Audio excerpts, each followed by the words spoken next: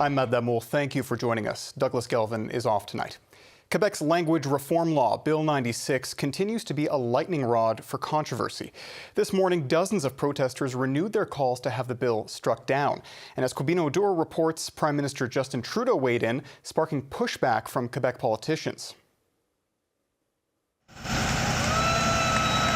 Dozens gathered outside the Jewish General Hospital to express frustration and concerns about Bill 96. I'm born here and I want my rights like everyone else. So this is what I have to say. Everyone get out and fight for your rights. Bill 96 was adopted 2 years ago, limiting the use of English in courts and public services, and making it harder for small businesses and local governments to use English. It also reduces the number of students who can attend English language colleges and requiring those who can to take more French courses. We're finally uniting, and that's the message, is that we're finally uniting against these egregious laws, and we're fighting because the people are finally waking up to what the consequences are of Bill 96. Earlier this week, the National Assembly unanimously adopted a motion that states English-speaking Quebecers do not need a special certificate to get healthcare and social services in English. This comes after a provincial directive which caused confusion around the eligibility for healthcare services.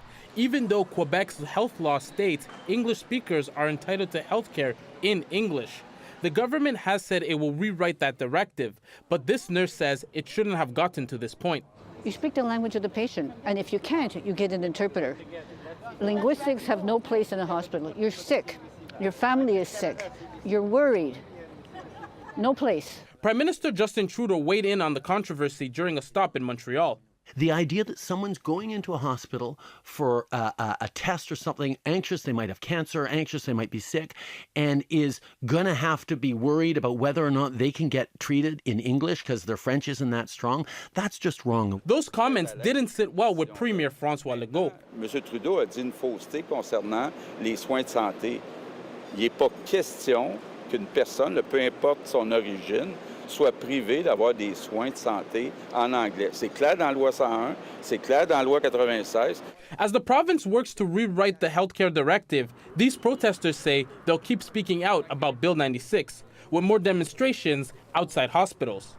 Quebino Duro, CBC News, Montreal.